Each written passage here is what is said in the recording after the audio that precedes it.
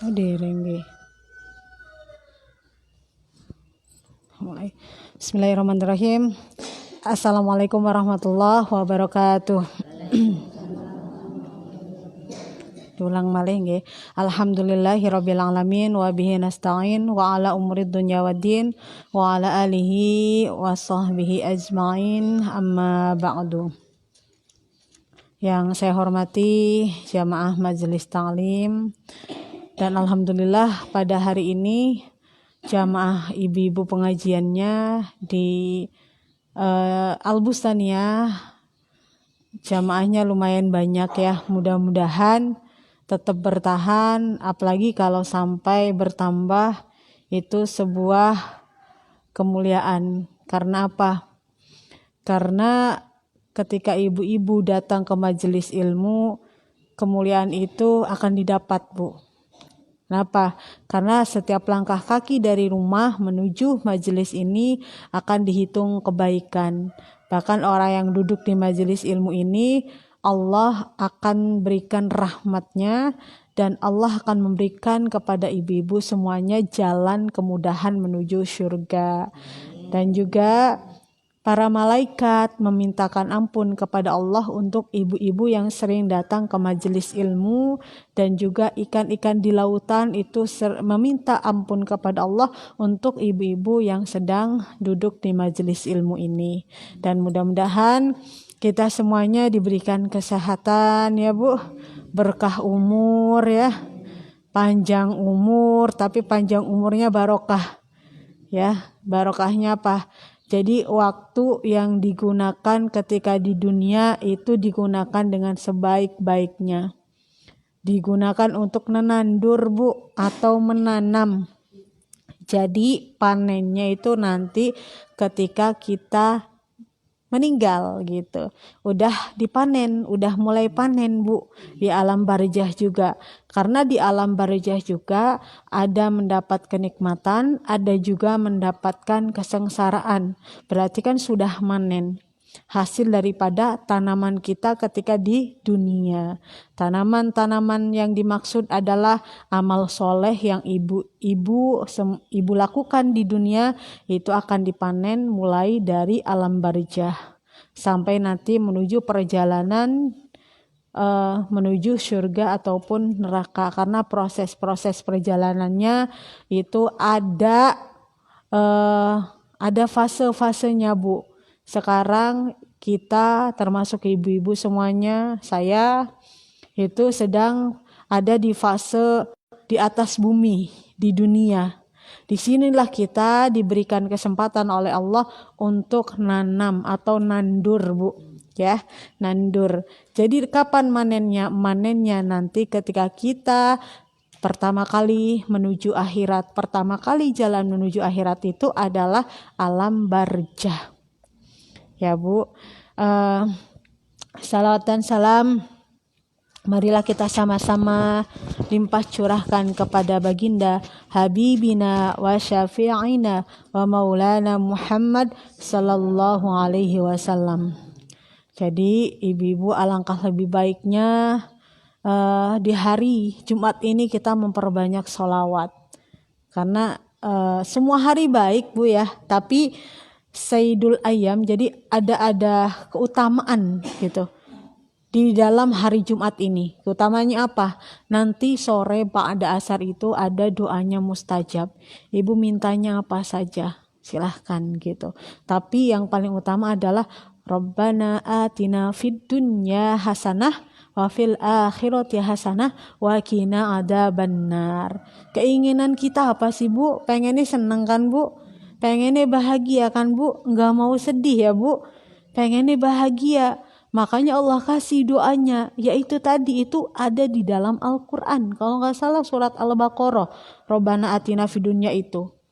Jadi itulah doa yang kita minta kepada Allah supaya kita mendapatkan kebahagiaan. Tidak hanya di dunia saja, tapi juga di akhirat. Apalah artinya kalau di dunia itu kita bahagia, tapi di akhiratnya tidak bahagia. Makanya kita mintanya dua-duanya, supaya kita di dunia bahagia, di akhirat juga bahagia. Jadi ibu-ibu yang dimuliakan Allah, hari Jumat itu banyak utamaannya. Bahkan dianjurkan oleh Nabi di hari Jumat itu kita membaca surat Al-Kahfi. Ya Bu, insya Allah sudah baca belum Bu? Alhamdulillah ya. Jadi kalau memang mampunya 10 ayat pertama dan 10 ayat terakhir ya nggak apa-apa, tapi alangkah lebih baiknya itu dibaca seluruh ayat.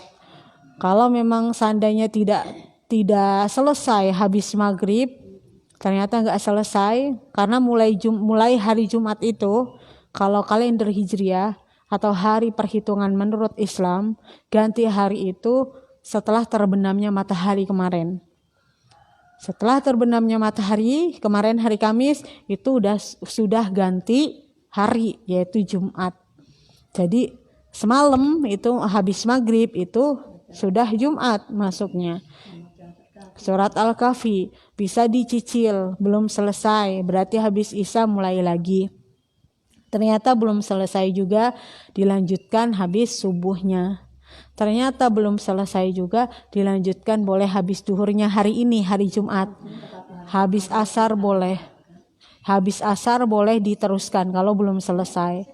Tapi batasnya sampai terbenamnya matahari hari ini untuk hari Jumatnya. Kalau kalender Hijriah, kalau kalender Masehi menurut perhitungan bukan orang Islam, kalau Masehi kan ya, itu kalau Islam itu kan ada kalendernya, itu ada Muharram, Safar, itu kan itu termasuk kalender Islam gitu.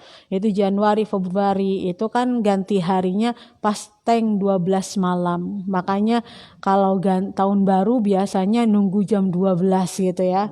Kalau kita umat Islam, ganti hari itu adalah terbenamnya matahari gitu ya. Jadi ibu-ibu, saya akan menyampaikan ada beberapa hadis Nabi tentang orang-orang yang meninggalkan sholat Jumat gitu ya, orang yang meninggalkan sholat Jumat. Jadi kata Nabi, "Man taraka salasa juma'in taba'allahu ala qalbihi." Barang siapa yang meninggalkan sholat Jumat sebanyak 3 kali, berturut-turut 3 kali berturut-turut, maka Allah akan menutup rapat hatinya. Jadi berturut-turut ini untuk para laki-laki karena ya fardu ain bukan fardu kifayah lagi Bu, kecuali dalam keadaan musafir. Kalau dalam keadaan musafir boleh diganti dengan sholat duhur. Tapi kalau nggak ada alasannya misalkan ngantuk, alasannya mau nonton bola nih gitu kan, atau alasannya ada lomba tinju gitu kan karena kesukaannya favorit, atau misalkan mau ada balap motor pas waktunya hari Jumat dan memang kebetulan pas waktu sholat Jumat gitu, maka ya itu nggak boleh gitu. Tidak boleh itu, karena alasannya harus yang benar-benar syar'i Bu, sesuai dengan apa yang dibolehkan oleh Allah gitu. Misalkan sakit, yaitu tadi perjalanan gitu ya. Kalau sakitnya sakit ringan ya itu ya sebaiknya ya sholat Jumat Bu. Kalau sakit ringan makan masih kuat gitu, kecuali sakit yang memang tidak bisa melakukan perjalanan dari rumah menuju masjidnya gitu. Dan di sini juga ada hadis gitu, ada hadisnya juga yang menjelaskan bahwa sebaiknya orang-orang yang suka meninggalkan sholat Jumat segera menghentikannya katanya gitu ya. Atau kalau tidak pasti Allah akan menutup rapat hati mereka sehingga mereka menjadi orang-orang yang lupa. Jadi maksudnya itu suruh diingatkan gitu. Ketika misalkan ada di kampung kita yang dia sudah balik dan memang muslim, meninggalkan sholat Jumat berturut-turut, maka harus diingatkan. Kalau misalkan tetangga tahu gitu, tetangganya nggak sholat Jumat sampai berturut-turut, diperhatikan ini nggak sholat Jumat lagi, ditelusuri ternyata nggak ada alasan, cuma karena males gitu. Maka ya diingatkan, ternyata nggak mempan diingatkan, maka ya tetangga tersebut ada RT tidak, ada RW tidak, laporan ke RT ataupun RW ya untuk dibantu supaya diingatkan. Jadi jangan sampai sendiri-sendiri Bu umat Islam mah.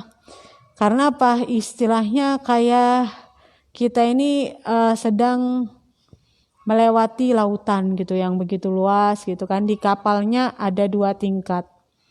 Yang di bawahnya ada orang-orang juga, yang di atasnya tingkatnya ada juga orang-orang. Yang di atasnya aman gak ngapa-ngapain gitu kan. Tapi yang di bawahnya ternyata yaitu melakukan kesalahan. Dengan apa? Dengan melubangi misalkan kapal laut tersebut. Akhirnya bocor ya. Kalau bocor berarti yang tenggelam bukan hanya yang di bawahnya, yang di atasnya juga ikut tenggelam. Istilahnya begitu Bu.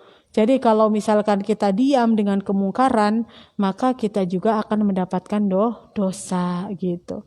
Makanya harus diingatkan.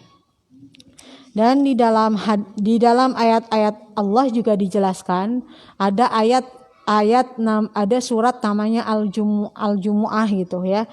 Itu Allah berfirman, ya ayyuhalladzina amanu idza nudiya lis-salati min yaumil jumu'ati fas'au ila dzikrillahi wa darul bai'a dzalikum khairul lakum in kuntum ta'lamun. Al-Jumu'ah ayat 9, hai orang-orang yang beriman kata Allah, jika telah dikumandangkan panggilan untuk sholat Jumat, maka segeralah kalian menuju ke masjid untuk melaksanakan sholat Jumat.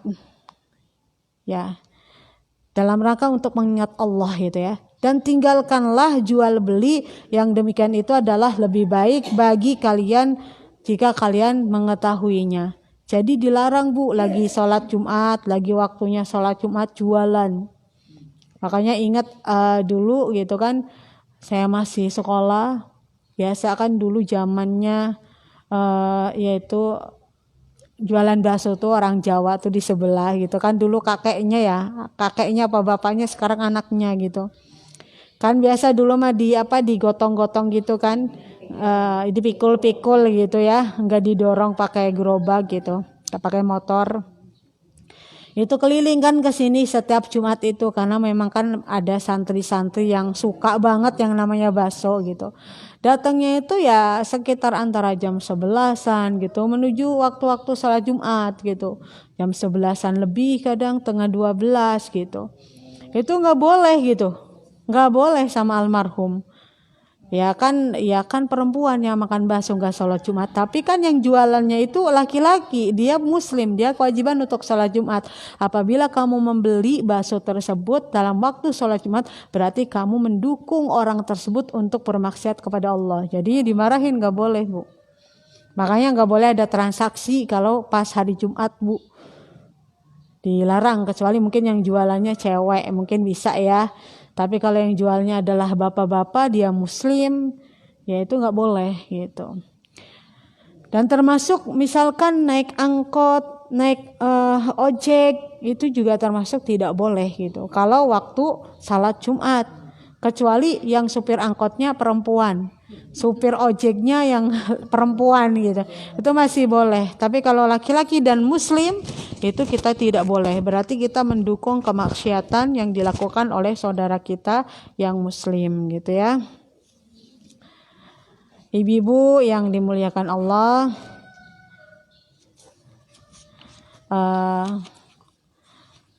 jadi memang keutamaan sholat Jumat itu, keutamaan hari Jumat itu tidak hanya membaca surat Al-Kahfi saja, tapi juga memperbanyak sholawat Bu. Ya, karena kata Nabi kalau kita memperbanyak sholawat, maka insya Allah kita akan mendapatkan syafaat. Salawat sehari 100 kali. Apalagi kalau Jumat berarti dikhususin salawat Allahumma sholli ala Muhammad wa ala ali Muhammad. Nasbi terus salawat gitu. Nanti pas puncaknya nanti sore ba'da asar itu menjelang ya maghrib gitu kan. Itu ada 1 jam yang memang doanya mustajab. Makanya ada yang mengatakan kalau di Madinah atau di mana gitu. Pernah saya dengar ceramahnya salah satu ustadz. Beliau mengatakan bahwa memang di hari Jumat itu khusus gitu. Ba'da asar itu enggak kemana-mana gitu. Di situ bersimpu, berzikir, bermunajat, berdoa kepada Allah karena memang waktunya mustajab. Sebenarnya waktunya mustajab itu, waktu-waktu mustajab itu tidak hanya pada hari Jumat saja Bu. Jadi waktu-waktu mustajab itu ya bisa pas malam, sepertiga malam. Kalau sepertiga malam itu berarti jam 2-an, jam 2, jam 2 tengah 3 lah, sekitar segitu. Karena di sepertiga malam itu Allah turun ke langit dunia dan menyeru kepada manusia gitu. Wahai hambaku, siapa yang meminta kepadaku akan aku beri, siapa yang memohon ampun kepadaku akan aku beri ampun, dan siapa yang meminta rizki kepadaku akan aku beri rizki. Itu jadi sepertiga malam itu doanya mustajab. Jadi tidak hanya hari ini saja gitu, tapi mungkin hanya sedikit sekali orang yang bangun di malam hari sepertiga malam, karena memang sepertiga malam itu waktunya memang khusus karena Allah turun di langit dunia jam 2, antara jam 2 dan jam tengah 3. Sementara mungkin ada beberapa orang yang melakukan tahajud ya jam 4 baru bangun. Ya mending lah Bu daripada nggak sama sekali. Tapi memang waktu-waktu mustajab itu adalah waktu sunyi, senyap. Ya Bu, jam 2, jam tengah 3 itu waktunya masih sunyi, waktu senyap gitu. Jadi memang itu adalah doanya mustajab. Termasuk puasa. Puasa juga doanya mustajab. Puasa ketika buka puasa itu doanya mustajab. Dan Arafah, sekarang kan bulan haji ya. Sebentar lagi mungkin kita akan dihadapkan dengan hari Arafah. Dianjurkan oleh Nabi ketika sedang wukuf di Arafah itu tidak dianjurkan untuk puasa. Tapi kalau kita umat Islam yang tidak sedang melakukan Arafah, maka dianjurkan untuk puasa Arafah. Ya, jadi kita dianjurkan untuk melakukan puasa sunnah Arafah. Itu juga utama Bu, makanya biasanya almarhum itu yang diambil puasa Arafahnya 2 hari lah, tarwiyah Arafah katanya.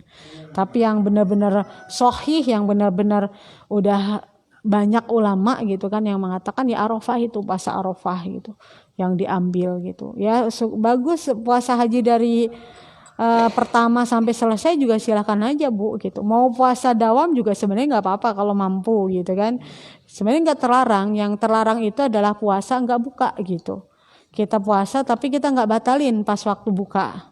Jadi puasanya sehari semalam nggak makan, nggak ngebatalin aja, itu yang nggak boleh gitu. Jadi kalaupun mau puasa dawam setiap hari ya sah-sah aja asalkan hari tasyrik tidak puasa. Mau puasanya sehari puasa sehari enggak ya silakan gitu. Nggak ada ruginya gitu kalau puasa, asalkan tata cara bukanya, tata cara sahurnya itu mengikuti sunnah Nabi, insya Allah sehat. Karena kalau misalkan puasa rajin setiap hari puasa pas buka bakso yang pedas sama es ya itu malah akan sakit gitu. Kalau misalkan bukannya ngikuti Nabi, kurma gitu kan yang manis-manis dulu gitu, air putih. Karena memang lambung itu kan ada jeda-jedanya, mesin kan Bu, setiap masuk guer gitu kan, jadi kotoran gitu kan, kayak blender lah Bu. Masuk lagi cilok diguer lagi kan. Tar pengen makan roti diguer lagi kan. Jadi kalau nggak puasa kan nggak berhenti mesinnya. Tapi kalau saat puasa kan berhenti mesinnya, itu istirahat total. Jadi ketika buka puasa kalau langsung bakso es kan kaget. Jadi pelan-pelan, makanya Nabi menganjurkan air putih dan kurma gitu.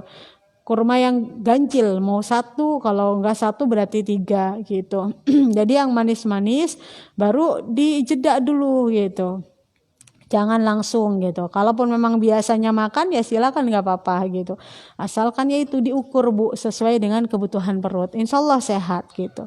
Jadi puasa-puasa yang diperintahkan Allah itu sunnah-sunnah tuh banyak Bu gitu. Mau silakan aja semampunya. Kalau mampunya cuma Arafah doang atau Senin Kamis sama Arafah doang, tidak sanggup kalau puasa dawam ya silahkan. Tapi ya luar biasa lah orang-orang yang menjalankan ibadah puasa itu, kalau saya menilainya luar biasa hebat gitu. Karena memang ya luar biasa menahan haus dan lapar. Tidak hanya menahan haus dan lapar Bu, menahan lisan biar enggak sia-sia puasanya, menahan anggota tubuh. Makanya luar biasa lah orang yang sanggup melakukan puasa sampai berhari-hari asalkan niatnya lillahi ta'ala. Karena ditegaskan juga di hadis Nabi, barang siapa yang puasa sehari Allah gitu kan, maka Allah akan menjauhkan wajahnya dari neraka selama 70 musim gitu kalau nggak salah, berarti 70 tahun. Jadi wajahnya dari neraka itu dijauhkan oleh Allah ketika kita melakukan puasa karena Allah gitu. Jadi ya Nabi pun banyak puasa Bu, dibanding gak puasanya Bu. Nabi itu banyak puasa untuk sunnah ya, kalau wajib mapaten, mau tidak mau ya harus puasa gitu. Kalau sakitnya ringan cuma pilek doang ya tetap wajib puasa gitu, kecuali sakitnya mau meninggal, kalau puasa bakalan dia meninggal gitu misalkan, karena memang sakitnya parah harus ada asupan obat gitu ya, maka dia boleh diganti dengan hari yang lain kalau dalam keadaan sehat. Jadi itu ya Bu, kalau wajib sudah pasti, kalau sunnah itu ya silakan mau setiap hari boleh gitu, asalkan niatnya lillahi ta'ala, bukan niat yang lainnya gitu ya. Dan kita juga diperintahkan oleh Allah untuk memperbanyak doa gitu ya. Karena Nabi SAW juga sering mengucapkan doa kepada Allah gitu. Nabi yang sudah maksum, Nabi yang sempurna gitu kan, dijamin masuk surga, itu masih banyak berdoa Bu sama Allah. Gimana kita gitu, gimana saya gitu kan, termasuk saya gitu, gimana saya sebagai manusia yang lemah gitu kan, banyak dosa, tentunya harus lebih banyak berdoa kepada Allah gitu. Nabi aja yang sempurna, yang dijamin masuk surga, banyak berdoa. Kalau saya belum ada jaminan, ibu-ibu udah jaminan belum? Belum ada jaminan masuk surga ya. Kalau Nabi itu udah ada jaminan oleh Allah untuk masuk surga gitu. Jadi ada doa Nabi ini, doa meminta kepada Allah, minta ampunan, minta keselamatan gitu. Banyak di hadis-hadis Nabi gitu. Keselamatan agama, keselamatan dunia, keselamatan keluarga Bu.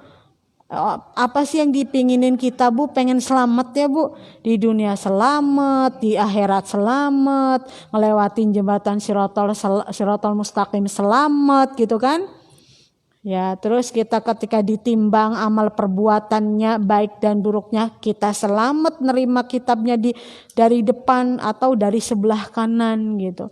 Tentu yang kita inginkan adalah selamat, makanya itu pengen selamat dan bahagia itu ya perbanyak doa. Tadi yang doa disebutnya doa sapu jagat Robbana itu di ayat Al-Quran. Adapun di hadis Nabi itu ada juga tambahan doa-doanya banyak Bu, di hadis-hadis Nabi itu tentang minta keselamatan harta, itu juga diminta oleh Nabi kepada Allah supaya dipelihara hartanya gitu kan. Umum Bu, dipelihara itu bukan berarti disumputin, tapi memang berkah. Ketika kita punya harta itu memang berkah gitu, memberikan banyak manfaat. Apa doanya gitu kan? Allahumma inni as'alukal afwa wal afiyata fi dini wa dunyaya wa ahli wa iyali wa mali. Allahumma astur aurati wa amir rawati. Allahumma fadni min baini yadayya wa min khalfi wa an yamini wa an simali wa min fawki wa a'udhu bi'izzatika an uktalu min tahti. Jadi memang minta perlindungan kepada Allah dari kanan, dari kiri, dari depan, dari belakang, dari atas, dan berlindung kepada Allah dari kejahatan yang datang dari bawah. Jadi memang Nabi itu memperbanyak doa Bu, terutama keselamatan Bu. Kalau udah selamat mah ya Bu, barang banyaknya harta, barang gak selamat gimana Bu? Dikasih oleh Allah harta banyak tapi gering baik Bu, sakit aja, dikit-dikit kontrol, masuk rumah sakit gitu kan. Ya tentunya kita pengen selamat gitu. Pokoknya Islam itu kalau dipahami betul Bu, itu indah Bu ya. Ada kalanya mungkin ada orang yang sebagian orang Allah takdirkan mungkin punya penyakit gitu kan. Ya jangan pesimis gitu. Semuanya kan hidup itu variatif Bu, berwarna. Makanya itulah dikatakan dunia itu seimbang karena penuh warna-warni. Baik alamnya gitu kan, baik kehidupannya penuh warna-warni. Ada yang kaya, ada yang miskin. Ya enggak Bu? Ada yang sakit, ada yang sehat. Ya enggak Bu? Tapi Islam itu semuanya punya solusi. Ketika sakit dia sabar, maka pahala baginya. Ketika dia sehat dia bersyukur gitu, maka pahala baginya. Itulah orang Islam. Karena memang yang namanya di dunia gak mungkin Bu sehat terus ya enggak Bu? Tapi kalau kita doa mah terus aja minta, pengen yang mintanya yang baik-baik. Allahumma afini fi badani, ya Allah sehatkanlah badanku. Allahumma afini fi sam'i, ya Allah sehatkanlah pendengaranku. Allahumma afini fi basari, ya Allah sehatkanlah pandanganku, penglihatanku. Allahumma afini fi qalbi, ya Allah sehatkanlah hatiku. Allahumma afini fi nafsi, ya Allah sehatkanlah jiwaku. Ya, sehat itu kalau hati atau jiwa ya, penyakit-penyakit hati itu ya hilang gitu.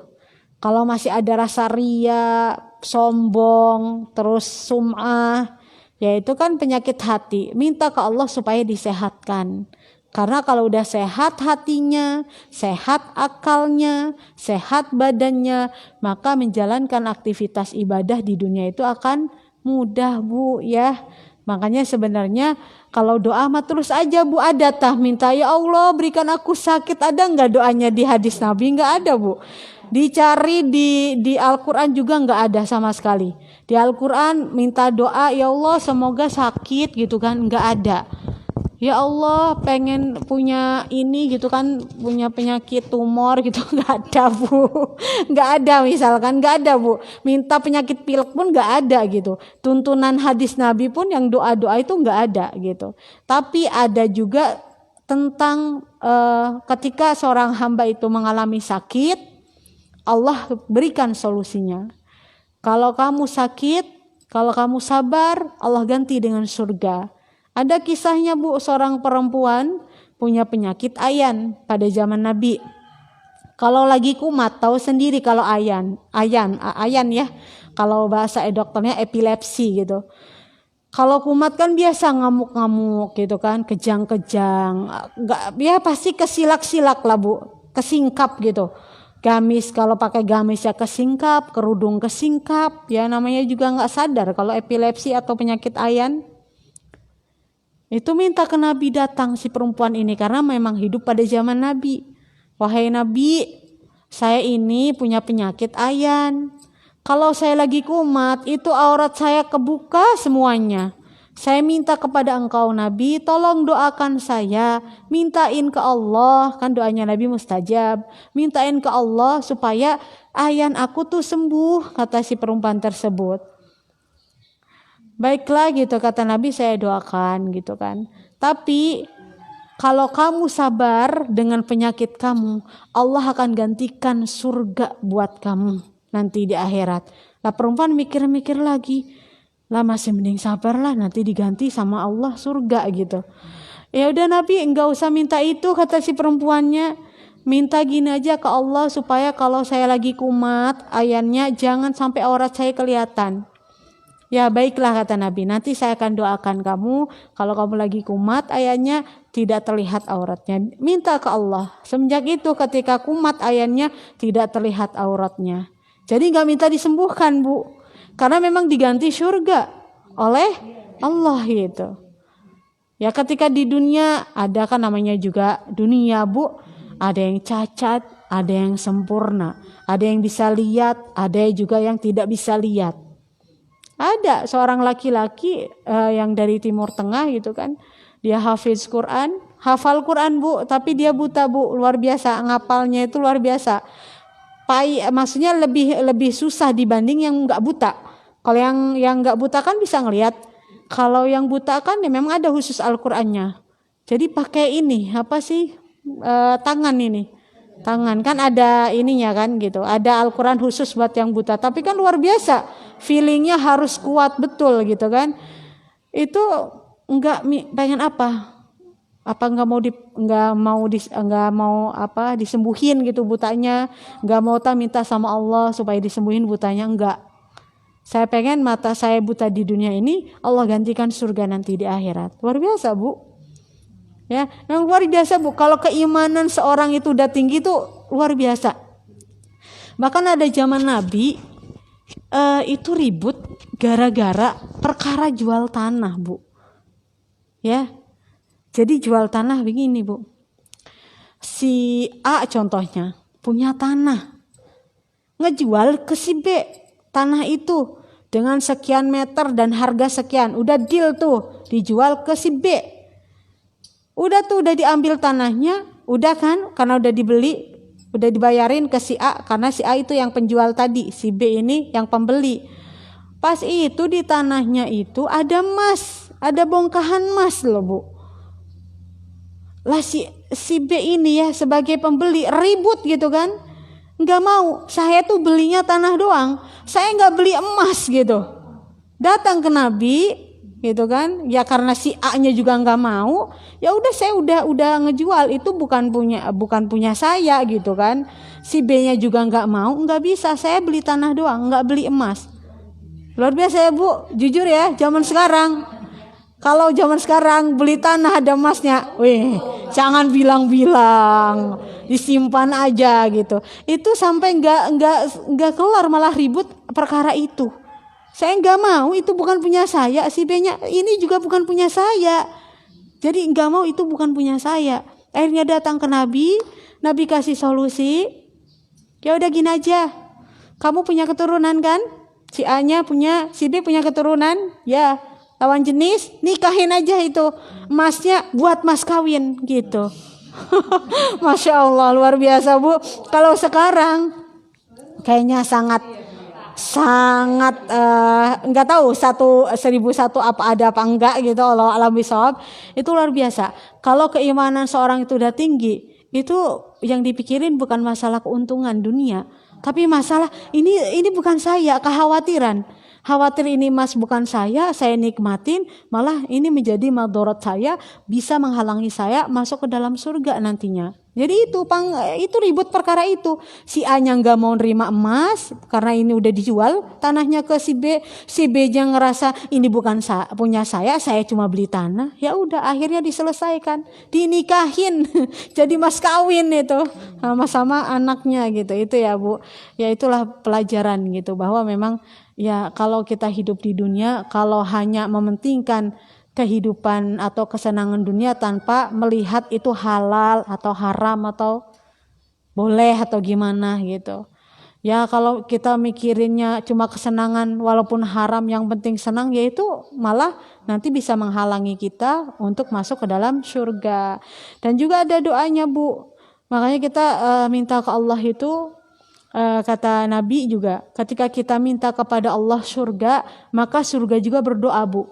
Surga juga ciptaan Allah ya Bu. Surga juga ada percakapannya gitu dengan Allah gitu. Ada doanya gitu. Surga itu juga berdoa kepada Allah gitu. Makanya kita diperintahkan oleh Nabi untuk selalu berdoa. Makanya Umar bin Khattab itu tidak pernah meninggalkan doa tersebut dalam keadaan sujud. Apa doanya? Allahumma inni as'aluka ridhaka wal jannah. Ya Allah, aku mohon ridhomu dan surgamu. 3 kali Bu. Maka surga itu meminta ke Allah, wahai Allah gitu kan. Surganya minta ke Allah. Si fulan ini berdoa minta surga. Perkenankanlah ya Allah, si fulan ini nanti masuk ke dalam surga. Ya Allahumma inni as'aluka ridhaka wal jannah wa na'udzubika min sakhatika wan nar. Dan aku berlindung kepadamu ya Allah dari murka dan neraka-Mu. Jadi begitu 3 kali Bu. Makanya rutin minta surga ke Allah, nggak apa-apa Bu. Kan kita mah nggak diperkenankan juga minta neraka ya Bu. Tapi kalau kitanya merasa, duh ya Allah pantas tidak gitu kan, saya masuk ke dalam surga sementara perbuatan dosa saya masih banyak gitu kan, amal-amal soleh saya masih sedikit, kadang-kadang ya ada rasa terbetik pengen dilihat gitu kan, nggak ikhlas gitu. Ya kalau itu merasa sebagai introspeksi muhasabah boleh Bu. Tapi kalau doa ya Allah minta neraka jangan Bu. Kita memintanya terus aja yang positif. Bahagia dunia akhirat, masuk surga tanpa hisab, doa aja Bu. Karena ada di antara umatnya Nabi Muhammad dari 70.000 apa 7.000 gitu, saya lupa. Itu satunya itu ada kesempatan masuk surga tanpa hisab. Ada di keterangan hadis nabinya Bu. Nah, mudah-mudahan kita gitu kan salah satunya. Doa aja nggak apa-apa Bu. Yang penting jangan kepedean saya ahli surga, belum tentu gitu ya. Karena kalau kepedean ujung-ujungnya sombong, akhirnya udahlah, saya sudah dinobatkan masuk surga, buat apa saya sholat? Buat apa saya perbanyak sholat sunnah? Buat apa saya perbanyak puasa sunnah? Buat apa gitu? Akhirnya kan gitu. Kalau merasa ahli surga itu yang tidak boleh. Tapi kalau doa yang positif-positif, minta masuk surga Firdaus bersama Nabi gitu, ya terus aja doa. Tapi diiringi juga dengan amal solih yang benar-benar Allah ridhoi gitu. Jangan sampai kita doanya, ya Allah saya pengen masuk surga bersama Nabi nanti di surga Firdaus. Karena surga Firdaus itu surga yang paling tinggi, dekat dengan arsy Allah gitu. Ternyata perbuatan kitanya suka mencuri. Kitanya suka mohon maaf, suka buka aurat gitu. Atau kitanya suka ngambil tanah tetangga gitu. Ya, tetangga misalkan tanahnya mungkin kalau di kampung-kampung belum disekat-sekat, padahal cuma dia sampai sini doang tanahnya, ditambahin kinda kita ke padahal bukan gitu. Itu kan nggak boleh, ya, itu nggak boleh. Itu pertanggungjawabannya masya Allah di hadapan Allah nanti di akhirat. Seember juga sama. Makanya antara akad biasanya ngeruk-ngeruk gitu ya Bu, ngeruk-ngeruk ya, biasanya tukang truk gitu. Saya beli ya tanahnya misalkan berapa kilo gitu, misalkan 100 kilo, ternyata dia ngambilnya 100 kan 100 kilo tambahin sekilo lagi padahal masih sedikit, 101 kilo gitu. Itu nggak boleh Bu. Makanya Nabi menganjurkan ya, kalau jual beli boleh untuk tanah, tapi kalau nyewa tanah nggak boleh. Nggak boleh, tidak dianjurkan oleh Nabi nyewa tanah gitu. Kecuali nyewa rumah boleh. Kalau nyewa tanah tidak boleh. Kebayang Bu, nyewa tanah misalkan. Nyewa tanah bukan didol, dikeruki tanahnya gitu. Iya, damel bata gitu. Kecuali mungkin asalnya sudah akad gitu. Tanah ini gitu kan, saya mau usaha bata. Jadi nanti berapa persentase, mungkin itu bisa gitu. Tapi kalau misalkan perjanjiannya di awal nyewa tanah, ternyata pasti perjalanan dia ya dicitak bata, yang pemilik tanahnya tidak mendapatkan keuntungan, ya itu tidak boleh. Tapi kalau misalkan mendapatkan keuntungan, saya nih nyewa tanah tapi memang saya mau usaha gitu. Ya. Kalau nyewa sih sebenarnya emang nggak boleh Bu. Kalau mau yaitu kerjasama. Saya pemilik modal nih karena saya punya alat-alat untuk menyetak bata. Sementara saya mah tanahnya nggak punya gitu, punya rumah gitu, tanahnya nggak punya. Ternyata yang si ibu mah gitu punya tanahnya luas. Saya mau usaha. Jadi bukan nyewa tanahnya, mau usaha.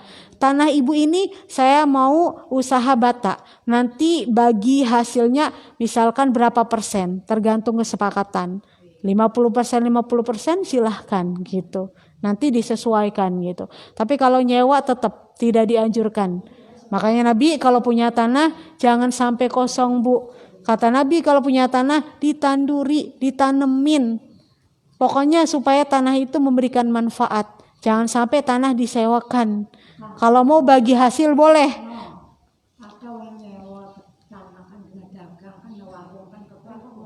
Kan warung Bu, nggak apa-apa.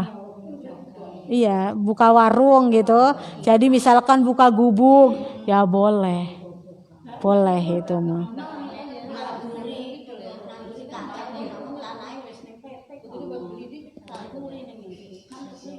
Ya kalau misalkan dari PT-nya silahkan nggak apa-apa.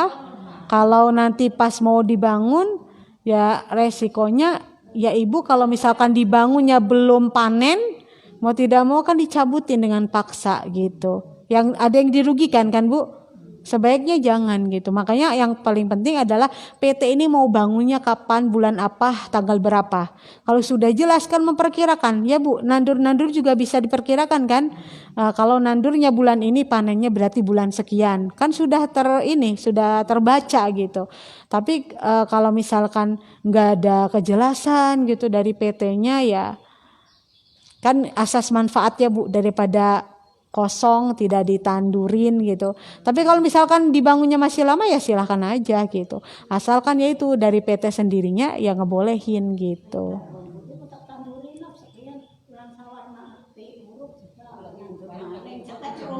Ya nggak apa-apa kalau nggak ada pelarangan dari PT-nya nggak apa-apa gitu. Tapi ya udah tahu kalau memang di bulan sekian mau ada pembangunan gitu. Jadilah ditandurilah eman gitu. Daripada mubazir tanahnya ya silahkan. Tapi itu tadi memang tidak ada larangan dari PT tersebut. Jadi memang ya pasti ya sudah tahu dari PT tersebut bahwa PT ini berada di masyarakat Curug. Masyarakat Curugnya pada nandurin, yang ngebolehin gitu, nggak ngelarang. Ya itu silakan aja Bu gitu. Ya pokoknya kalau punya tanah sendiri sebaiknya Bu ditanemin. Karena memang manfaatnya lebih besar kalau ditanamin daripada tidak ditanamin kalau punya tanah gitu. Kalau tidak punya tanah ya apapun yang ada di dunia ini selama kita niatnya ibadah insya Allah manfaat gitu ya Bu.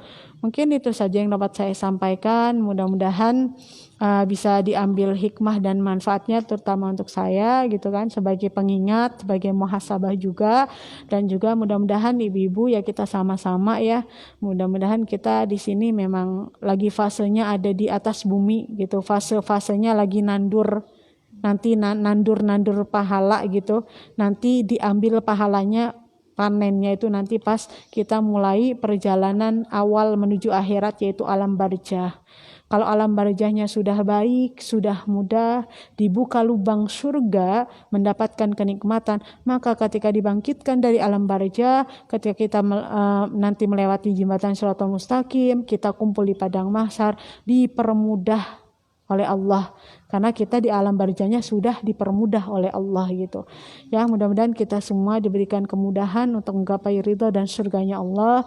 Dan Allah tunjukkan kepada kita semua jalan-jalan yang memang Allah suka dan Allah ridha gitu.